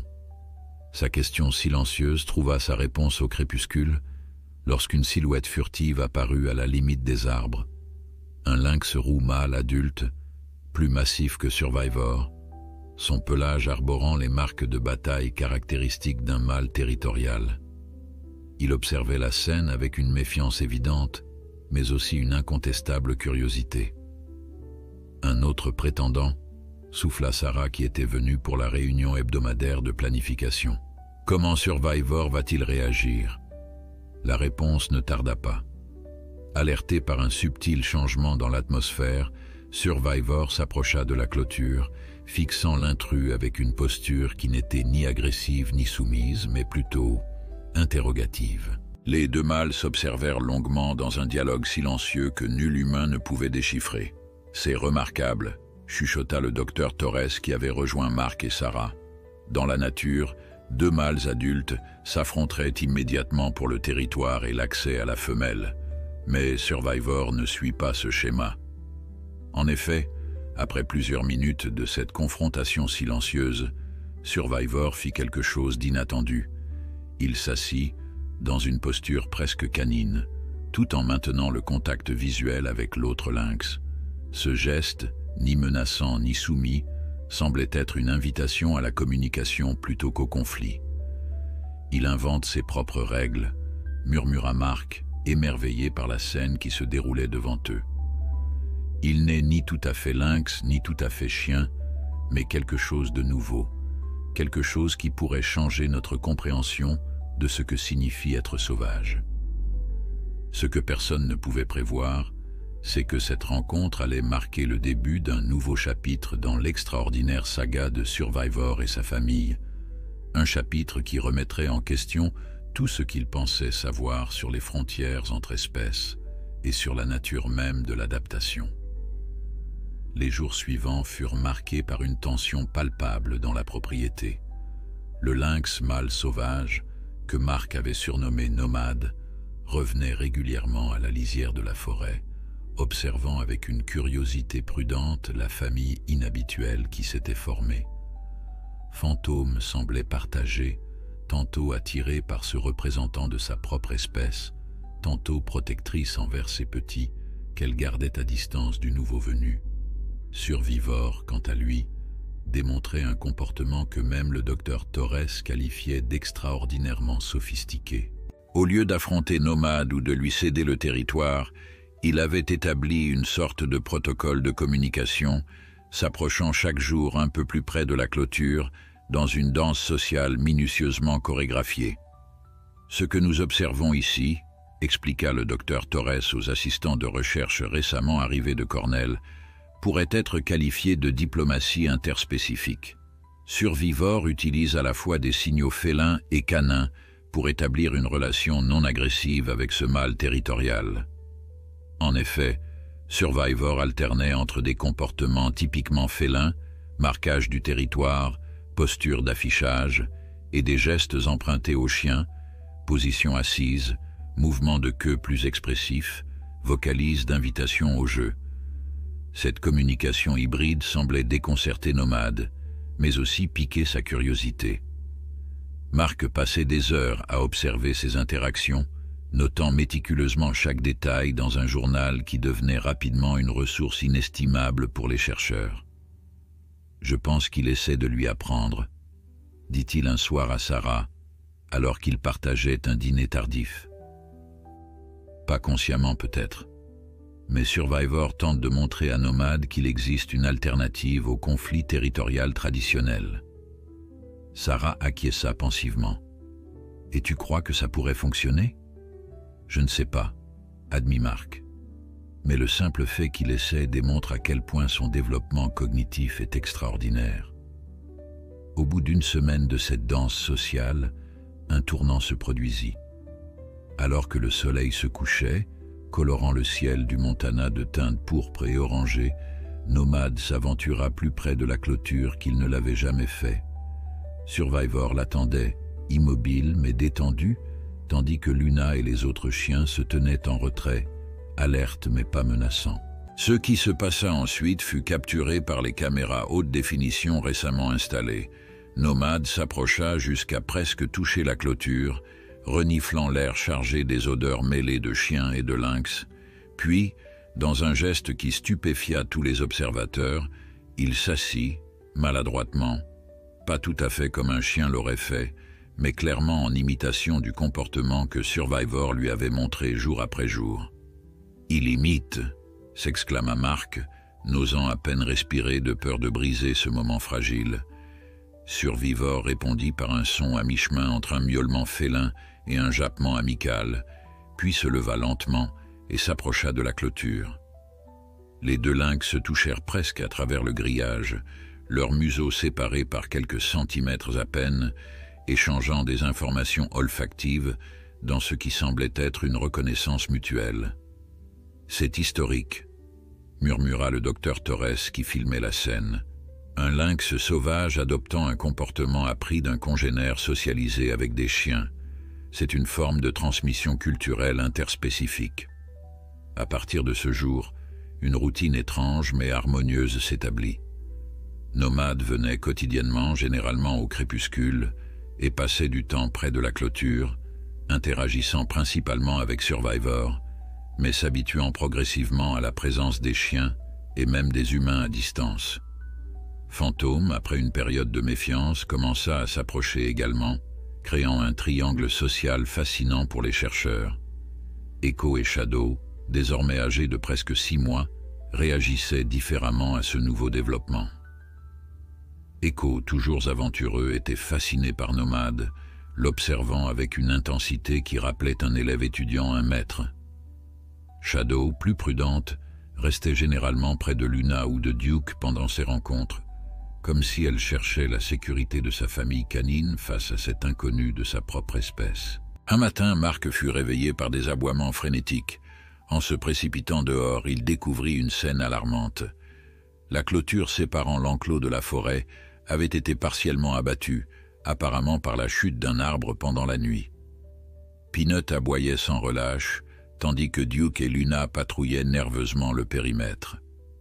Le cœur de Mark s'arrêta lorsqu'il réalisa « Fantôme et les chatons auraient pu s'échapper, ou pire, Nomade aurait pu entrer et déclencher un conflit territorial. »« Survivor », appela-t-il, scrutant anxieusement l'enclos. « Fantôme ». Un bruit dans les buissons le fit sursauter. Fantôme émergea, suivi de près par Shadow. La mère lynx semblait calme, presque détendue, ce qui contrastait fortement avec l'agitation des chiens. « Où est Echo ?» murmura Mark, un sentiment d'inquiétude grandissant en lui. « Et Survivor ?» Comme en réponse à sa question, un son familier attira son attention vers la forêt. Là, à environ 20 mètres de la clôture brisée, se tenait un tableau improbable, Survivor et Nomade côte à côte, avec Echo gambadant autour d'eux dans ce qui ressemblait étrangement à un jeu. « C'est pas vrai », souffla Mark, figé par la surprise. Ce qui était encore plus étonnant, c'était l'attitude des deux mâles adultes. Loin de se disputer le territoire ou l'influence sur le jeune, ils semblaient collaborer, Survivor guidant son fils avec des vocalises douces, tandis que Nomade démontrait ce qui ressemblait à une technique de chasse à l'affût, s'aplatissant dans l'herbe haute avec une patience de prédateur. Mark resta immobile, comprenant instinctivement que toute intervention pourrait perturber cet équilibre fragile. Il siffla doucement pour calmer les chiens, qui s'arrêtèrent d'aboyer mais restèrent en alerte, observant la scène avec une confusion évidente. Après ce qui sembla une éternité, Survivor émit un son particulier, une sorte de trille court que Mark avait appris à reconnaître comme un signal de rassemblement. Echo répondit immédiatement, bondissant vers son père avec l'enthousiasme typique de sa personnalité. À la stupéfaction de Mark, les deux lynx retournèrent tranquillement vers l'enclos, passant par l'ouverture dans la clôture, tandis que Nomade restait en arrière, observant leur départ avec ce qui semblait être une acceptation tranquille. « Ils auraient pu partir », dit Mark plus tard ce jour-là, alors que les ouvriers réparèrent la clôture. Fantôme aurait pu emmener les chatons dans la forêt, Survivor aurait pu rejoindre un mode de vie plus sauvage. Mais ils ont choisi de revenir. « Parce que c'est leur maison », répondit simplement Sarah. Pas juste un enclos ou un territoire, mais un concept bien plus complexe que nous commençons à peine à comprendre. Le docteur Torres, analysant les enregistrements de l'incident, développa une théorie fascinante. Je crois que nous assistons à l'émergence d'un nouveau type de structure sociale, expliqua-t-il lors d'une conférence en ligne avec ses collègues de Cornell. Ni strictement sauvage, ni domestique, mais quelque chose d'hybride qui emprunte aux deux mondes. Survivor a essentiellement créé un clan qui inclut à la fois sa famille canine et maintenant, dans une certaine mesure, ce lynx sauvage. Cette théorie sembla se confirmer dans les semaines qui suivirent. Nomade, bien que restant principalement dans la forêt, commença à accepter la présence humaine à distance, parfois même s'allongeant au soleil à portée de vue de la terrasse, lorsque Mark ou Sarah étaient présents. Il ne montrait aucun intérêt à entrer dans l'enclos ou la maison, contrairement à Fantôme qui s'adaptait progressivement à la vie proche des humains, mais il semblait avoir accepté leur présence comme une extension du territoire de Survivor.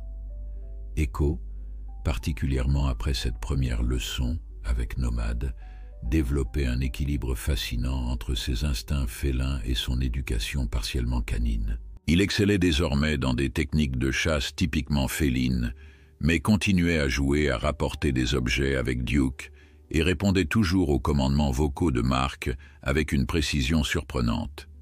Shadow, quant à elle, suivait une trajectoire différente mais tout aussi intéressante. Moins attirée par les aspects sauvages que son frère, elle semblait s'épanouir dans l'environnement semi-domestique, développant un lien particulièrement fort avec Luna. Les chercheurs notèrent avec fascination qu'elle commençait même à adopter certaines vocalises propres aux canidés, une adaptation comportementale que le docteur Torres qualifia de bilinguisme interspécifique. Un après-midi, alors que les premières neiges de l'hiver commençaient à saupoudrer les montagnes du Montana, Mark reçut un appel inattendu. C'était un représentant de la Fondation nationale pour la conservation des espèces menacées. « Docteur Leblanc », commença la voix au téléphone, « nous avons suivi avec grand intérêt les développements de votre sanctuaire. Le conseil d'administration souhaiterait vous proposer un partenariat pour étendre votre modèle à d'autres espèces de prédateurs. » Mark écouta stupéfait, alors que son interlocuteur détaillait un projet ambitieux, utiliser les leçons apprises avec Survivor pour développer de nouvelles approches de conservation et de cohabitation pour d'autres grands félins menacés, comme les pumas, les jaguars et peut-être même un jour les tigres ou les lions. Nous pensons que votre approche pourrait révolutionner notre façon de concevoir la relation entre humains et prédateurs, expliqua le représentant. Imaginez un monde où ces magnifiques créatures ne seraient plus perçues uniquement comme des menaces à contrôler ou des attractions à enfermer, mais comme des partenaires potentiels dans un nouvel équilibre écologique. L'hiver s'installa sur le Montana, transformant la propriété en un paysage féerique de blanc immaculé. Pour Mark, les mois qui suivirent l'appel de la Fondation furent un tourbillon d'activités. Des réunions virtuelles avec des experts du monde entier, des plans d'agrandissement du sanctuaire, des propositions de recherche collaborative. Le projet prenait une ampleur qu'il n'aurait jamais imaginée lorsqu'il avait recueilli un chaton orphelin dans la neige 2 ans plus tôt. Le modèle Survivor, il l'appelle maintenant, expliqua-t-il à Sarah un matin, alors qu'ils observaient les premières neiges à travers la fenêtre de la cuisine. Une approche qui combine socialisation interspécifique et respect des instincts naturels. Sarah sourit en regardant dehors, où une scène étonnante se déroulait. Luna, malgré son âge avancé pour une husky, bondissait joyeusement dans la neige fraîche, suivie par Echo et Shadow, qui semblaient aussi à l'aise dans cet élément que leur mère adoptive. Fantôme observait ce jeu depuis un rocher surélevé, sa silhouette élégante se détachant sur le blanc, tandis que Survivor et Duke patrouillaient le périmètre de l'enclos avec une coordination parfaite, comme 2 gardiens assurant la sécurité du groupe. « Ils sont vraiment magnifiques », murmura Sarah. « Chacun si unique, et pourtant ensemble, ils forment une unité cohérente. » Le documentaire de Philippe, intitulé « Entre deux mondes, l'extraordinaire histoire de Survivor », avait été diffusé sur National Geographic le mois précédent, rencontrant un succès phénoménal. Des millions de téléspectateurs à travers le monde avaient été émus par cette histoire de famille improbable, et les réseaux sociaux s'étaient enflammés de discussions sur les implications éthiques et scientifiques de cette cohabitation unique. William Hartley, suite au scandale et à l'enquête interne, avait été contraint de démissionner de son poste de directeur de zoo. Dans un retournement ironique, le conseil d'administration avait approché Marc pour des conseils sur la transformation de leur établissement en un centre de conservation plus éthique et novateur. Les chatons n'étaient plus des chatons. À 8 mois, Echo et Shadow étaient devenus de jeunes lynx adolescents, leur apparence physique désormais presque indistinguable de celle d'un lynx roux sauvage typique. Mais leur comportement continuait de fasciner les chercheurs par son mélange unique d'instincts félins et d'influences canines. Echo, en particulier, démontrait une intelligence sociale exceptionnelle. Il avait développé ce que le docteur Torres appelait un répertoire comportemental adaptatif, capable de naviguer fluidement entre les codes sociaux des différentes espèces qui l'entouraient.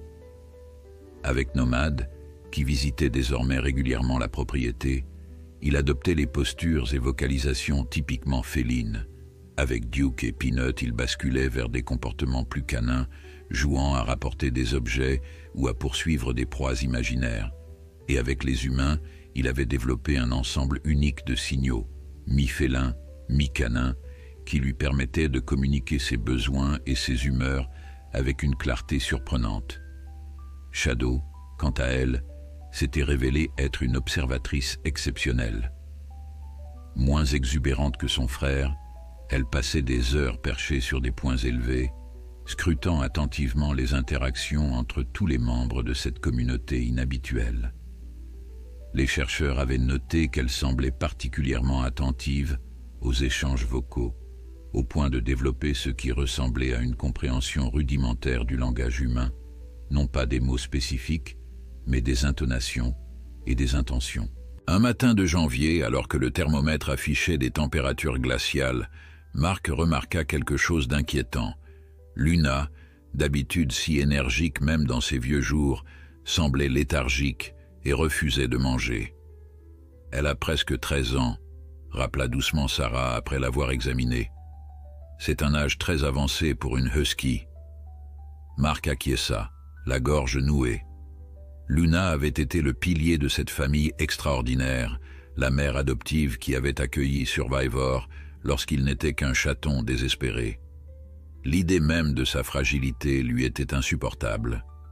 Ce qui suivit au cours des jours suivants fut une nouvelle démonstration de la profondeur des liens qui unissaient cette famille interspécifique.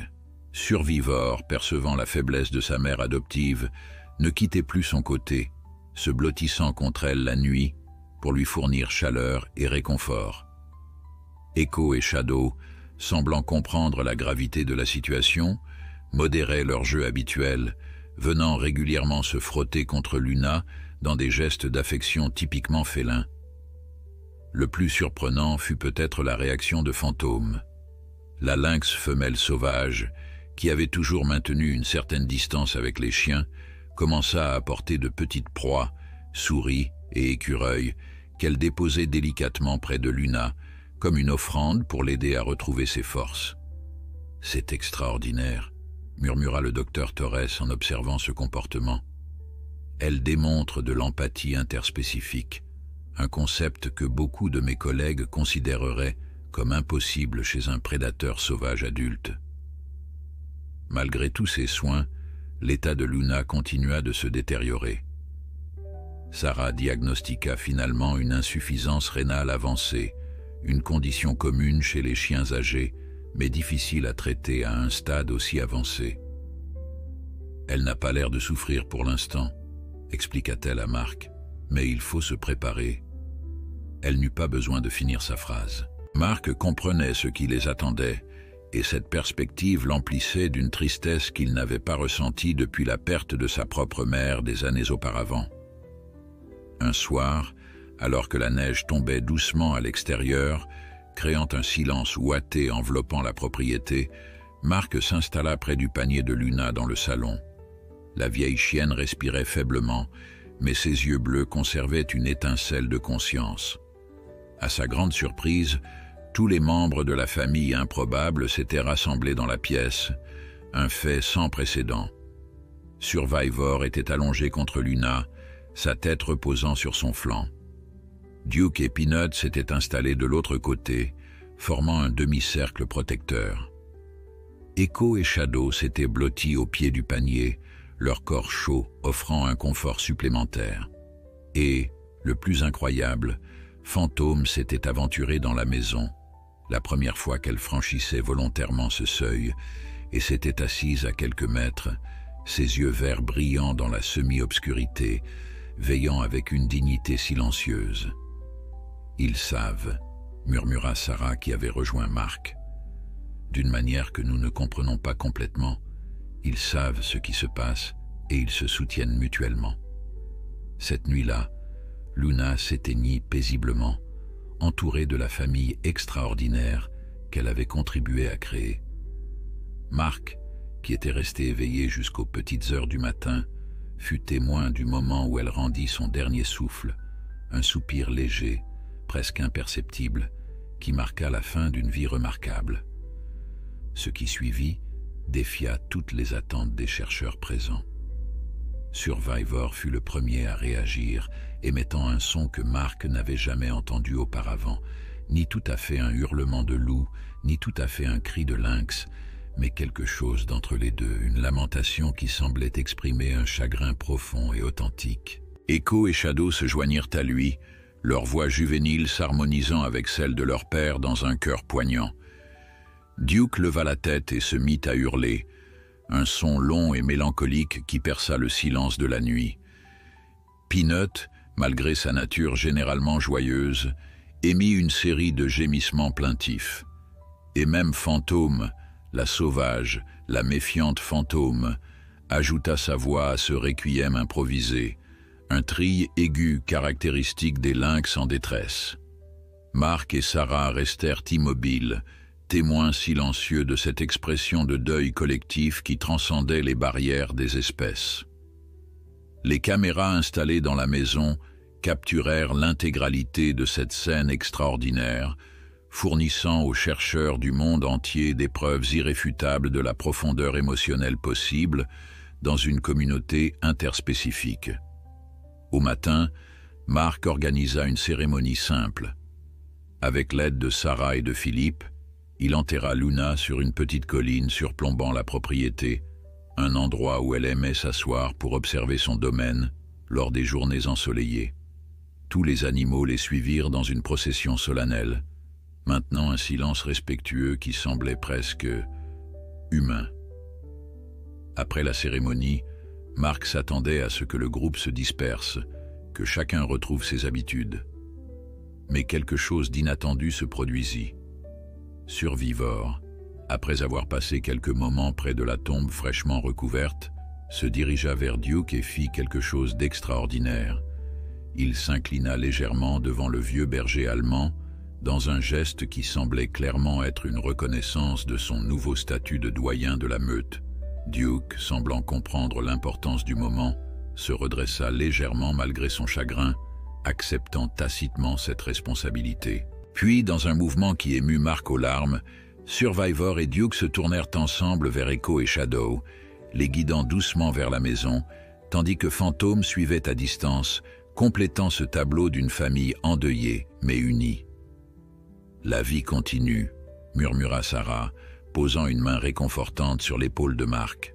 « Différente, mais elle continue. » Cette épreuve tragique avait révélé quelque chose de profond sur la nature des liens qui unissaient cette famille inhabituelle. Ce n'était pas simplement une cohabitation forcée par les circonstances ou une curiosité scientifique. C'était une véritable communauté émotionnelle, capable de partager non seulement la joie et le jeu, mais aussi le chagrin et la perte. Le printemps revint sur les montagnes du Montana, apportant avec lui un renouveau qui semblait en parfaite harmonie avec les transformations que connaissait la propriété de Mark. Les travaux d'agrandissement du sanctuaire étaient presque terminés, créant un complexe qui s'étendait désormais sur plus de 50 hectares, avec des zones adaptées à différentes espèces de prédateurs et un centre de recherche à la pointe de la technologie. Mais si l'environnement physique évoluait rapidement, c'était la dynamique de la famille hybride qui continuait de fasciner Mark et les chercheurs. La perte de Luna avait laissé un vide immense, mais plutôt que de fragmenter le groupe, cette épreuve semblait avoir renforcé les liens entre ses membres. Duke, désormais doyen incontesté, avait adopté un rôle de gardien bienveillant, sa présence calme et assurée apportant une stabilité dont tous semblaient avoir besoin. Malgré son âge avancé, il démontrait une vigueur renouvelée, comme s'il comprenait l'importance de sa nouvelle responsabilité. Survivor, qui avait toujours navigué entre deux mondes, semblait avoir trouvé un nouvel équilibre après le deuil. Mark l'observait souvent assis sur la colline où Luna avait été enterrée, comme pour communier silencieusement avec le souvenir de sa mère adoptive. Mais ces moments de recueillement étaient désormais plus sereins, moins empreints de chagrin brut. Un changement particulièrement remarquable concernait Fantôme. La lynx femelle, qui avait toujours maintenu une certaine distance avec l'environnement humain, commençait à s'aventurer plus régulièrement près de la maison. Un matin, Mark fut stupéfait de la trouver endormie sur la terrasse, à l'endroit exact où Luna aimait se prélasser au soleil. « C'est comme si elle essayait de combler un vide », commenta Sarah lors d'une de ses visites. Pas pour remplacer Luna, mais pour honorer sa mémoire à sa façon. Echo et Shadow, désormais de jeunes adultes à 1 an, avaient également évolué de façon fascinante. Echo, toujours le plus sociable, semblait avoir intensifié son rôle de pont entre les différents membres de la famille. Les chercheurs l'observaient souvent traduire, pour ainsi dire, les signaux sociaux entre espèces, imitant un comportement canin pour communiquer avec Peanut, puis adoptant une posture plus féline pour interagir avec Nomade, qui continuait ses visites régulières. Shadow, quant à elle, avait développé une relation particulièrement proche avec Mark. Contrairement à la majorité des lynx roux femelles sauvages, connues pour leur indépendance farouche, elle cherchait activement sa compagnie, l'accompagnant lors de ses promenades matinales autour de la propriété, avec une loyauté qui rappelait étrangement celle de Luna. Je pense qu'elle a intégré certains traits de personnalité de Luna, théorisa le docteur Torres, après avoir analysé des heures d'enregistrement vidéo. Pas génétiquement, bien sûr, mais par observation et association. C'est une forme d'héritage comportemental qui défie nos catégories traditionnelles. Un matin d'avril, alors que les premières fleurs sauvages commençaient à parsemer les prairies environnantes, Mark reçut un appel qui allait marquer un nouveau tournant dans cette extraordinaire aventure. « Docteur Leblanc », commença la voix grave à l'autre bout du fil, « ici Robert Wilson du département de la conservation des espèces menacées. Nous avons une situation inhabituelle qui pourrait bénéficier de votre expertise. » Mark écouta attentivement tandis que Wilson lui expliquait la situation. Une femelle puma avait été abattue par un braconnier dans une réserve à environ 200 km de chez lui, laissant 2 petits orphelins âgés d'à peine 3 mois. Les tentatives traditionnelles de réhabilitation avaient échoué. Les chatons refusaient de s'alimenter et montraient des signes de détresse sévère. Nous avons pensé que peut-être, avec votre expérience et le modèle Survivor, Wilson laissa sa phrase en suspens, l'implication claire. Mark regarda par la fenêtre, observant Survivor qui supervisait une sorte de jeu entre Echo et Peanut, tandis que Shadow et Duke patrouillaient ensemble le périmètre. Fantôme somnolait sur un rocher proche, sa posture détendue témoignant de sa confiance croissante. « Amenez-les », dit-il finalement. « Je ne peux rien promettre, mais nous essaierons. » Les chatons de Puma arrivèrent le lendemain, transportés dans des cages spéciales par une équipe de vétérinaires. Ils étaient minuscules et pitoyables, leur pelage fauve tacheté de rosettes qui s'effaceraient avec l'âge, leurs yeux grands ouverts reflétant une terreur pure. Le mâle, légèrement plus grand, sifflait et crachait quand quelqu'un s'approchait trop près. La femelle, plus petite, s'était recroquevillé au fond de sa cage, tremblant visiblement. Mark avait préparé une pièce isolée dans la maison pour leur acclimatation initiale, loin du reste de la famille hybride. Mais après plusieurs heures d'essais infructueux pour les nourrir ou les calmer, il commençait à douter de sa décision. « Ils sont trop traumatisés », soupira-t-il à Sarah qui l'assistait. « Je ne suis pas sûr que nous puissions… » Un bruit à la porte l'interrompit. Duke se tenait là, observant la scène avec une curiosité attentive. Derrière lui, Survivor et Shadow attendaient, visiblement intrigués par ces nouveaux arrivants dont ils percevaient sans doute l'odeur depuis leur arrivée. « Non », dit Mark instinctivement, craignant que la présence de prédateurs adultes n'effraie davantage les chatons déjà terrifiés. Mais Sarah posa une main sur son bras. « Attendez », dit-elle doucement. « Peut-être que c'est exactement ce dont ils ont besoin, non pas des humains qui essaient de remplacer leur mère, mais d'autres félins qui comprennent leur nature. » Après un moment d'hésitation, Mark acquiesça. Avec précaution, ils reculèrent, permettant à Duke d'entrer en premier dans la pièce.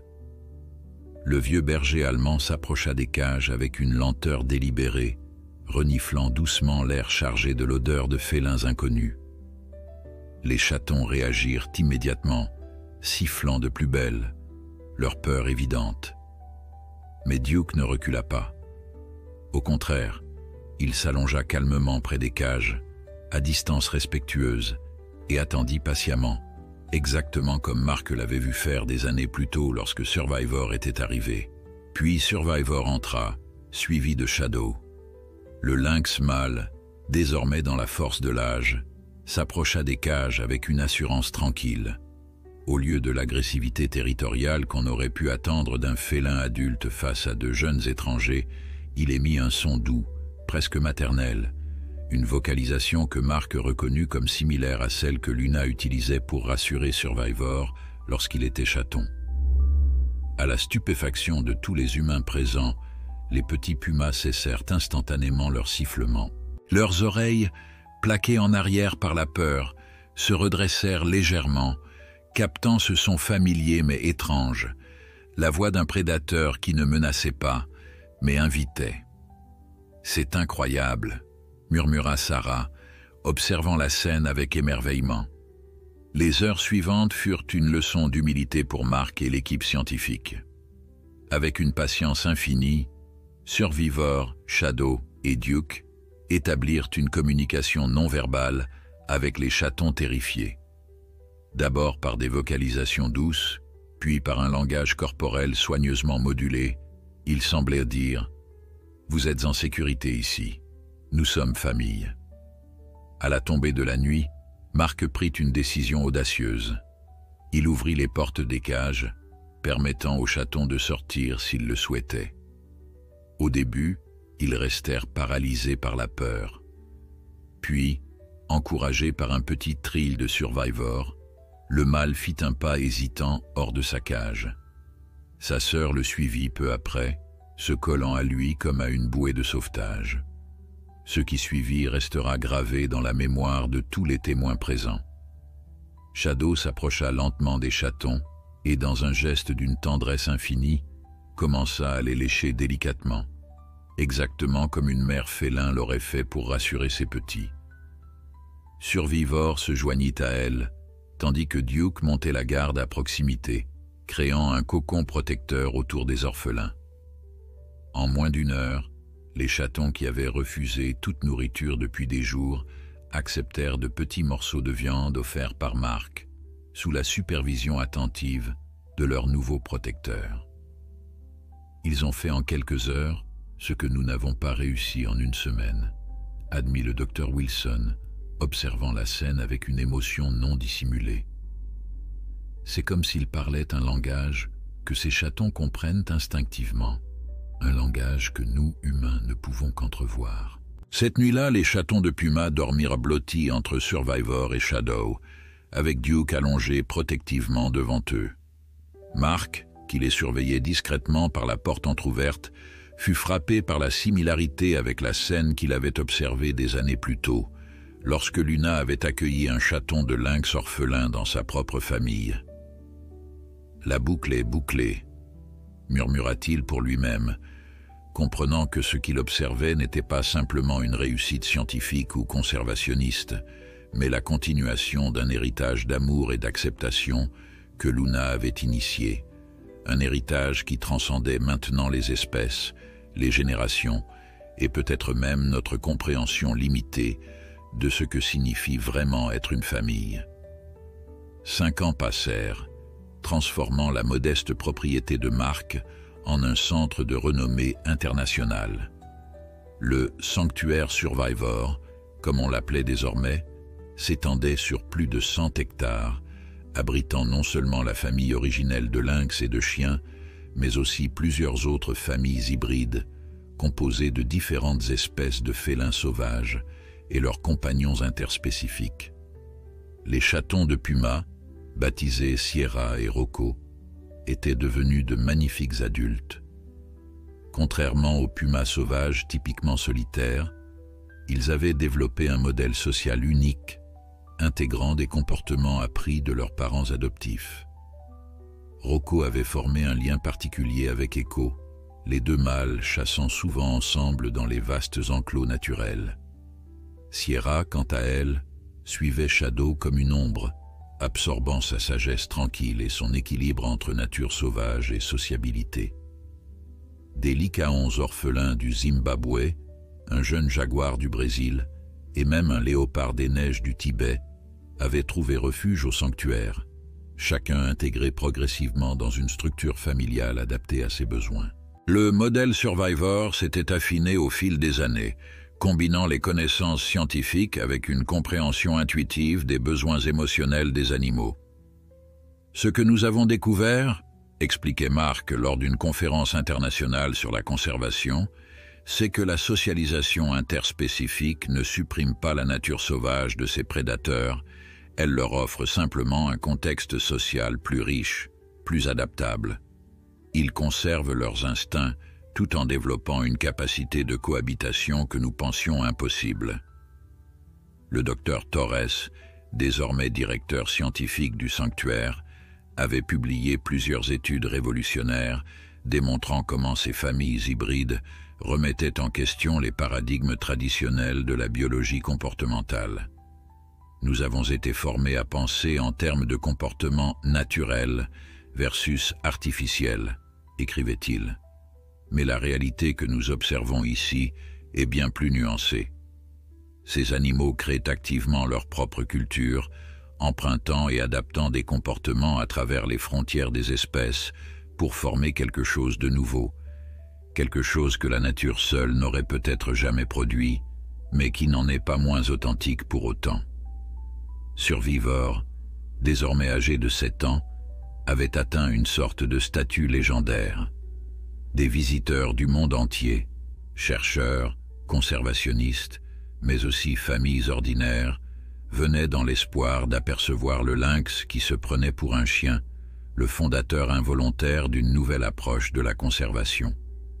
Avec sa dignité tranquille de patriarche, il supervisait son domaine élargi, toujours flanqué de Duke, qui malgré son grand âge, restait son plus fidèle compagnon. Fantôme, contre toute attente, était restée.